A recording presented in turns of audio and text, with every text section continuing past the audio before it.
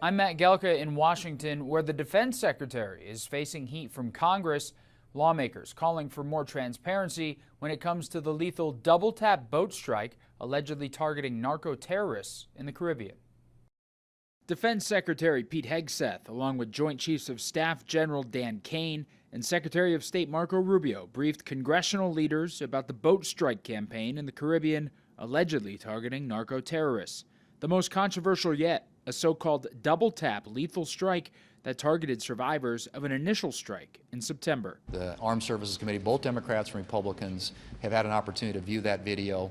How they decide to proceed with it, I'll leave to their, to their discretion. It's about getting truth for the American people.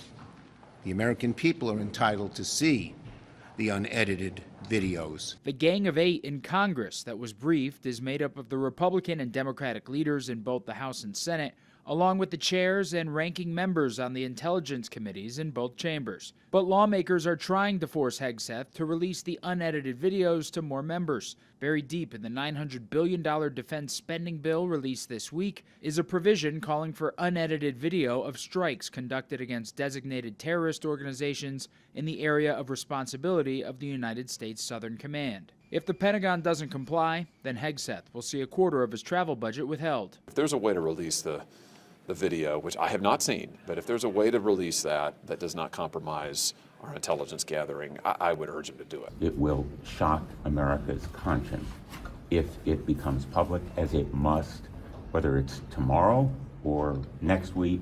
At some point, this evidence has to be disclosed. The president had previously said he'd have no problem with the video release of the double-tap strike. Now he's deferring to Hegseth. He can if he wants. I don't care. Do you think he should?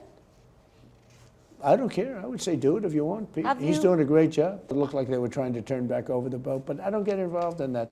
Some members of Congress have already seen the video, and Republicans and Democrats have characterized what happened in different ways, with the dueling narratives amplifying the calls for transparency.